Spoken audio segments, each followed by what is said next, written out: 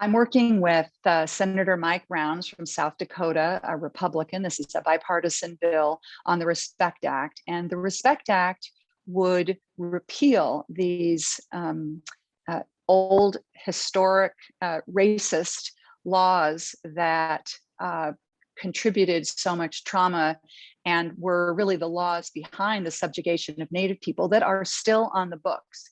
Senator Rounds and I believe that if these laws are repealed in a public and direct way, that will be an important part, though not the only part, an important part of the process of reconciliation that we need to go through.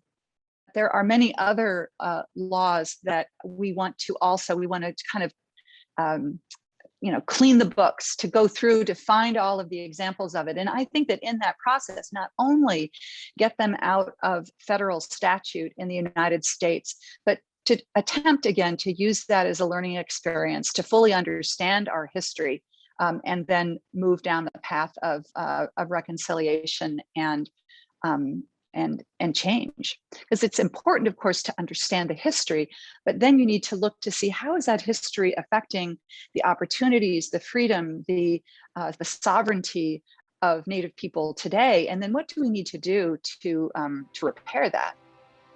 The boarding school laws that started in the end of the 19th century basically created a system of federal boarding schools, and Native children were, in some cases, forcibly removed from their families, and they were sent to these schools as a legal way of erasing their culture and their language and their connection to their land. And it was I believe, an overt effort to erase Native people and Native culture.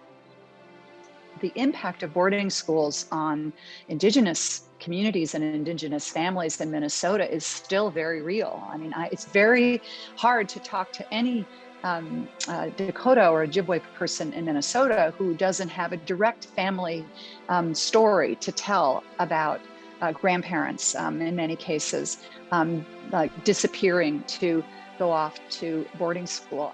It is not something that has just gone away. It continues to be transferred from generation to generation to generation. And I learned this when I was talking at Fond du Lac about the fear that people of my generation have as Native people.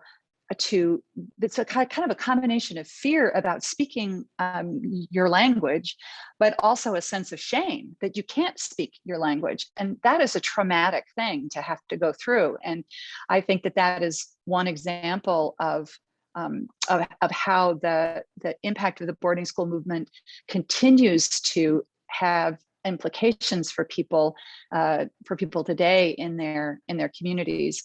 I think also the trying to kind of bring together that trauma that was experienced with the reality, on the other hand, that the kind of dominant culture doesn't even seem to acknowledge or admit or even seem to know that this happened.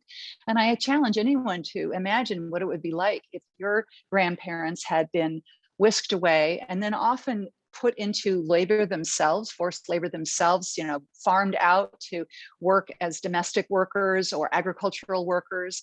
I mean, that had happened to you and your family, but then no one talked about it. Nobody knew about it.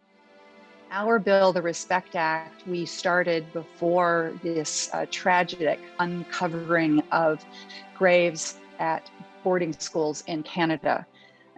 This has been a painful, painful moment for Native people in Minnesota and around the country, and has called up this need to understand better what happened to American Native children in boarding schools, both at the federal boarding schools, but also, of course, many children were sent off to Catholic schools or other religious schools. Brenda Childs at the University of Minnesota has written beautifully about the complex nature of boarding schools and how it was not one circumstance, but it was a multitude of circumstances.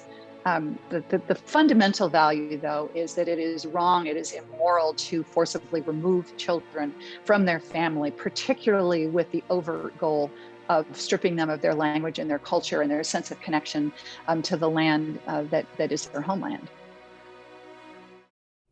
Later in season 17, we'll hear from families of those who attended Vermillion Lake Indian School in Tower, Minnesota. They share about intergenerational trauma and the importance of recognizing the history of boarding schools in the U.S.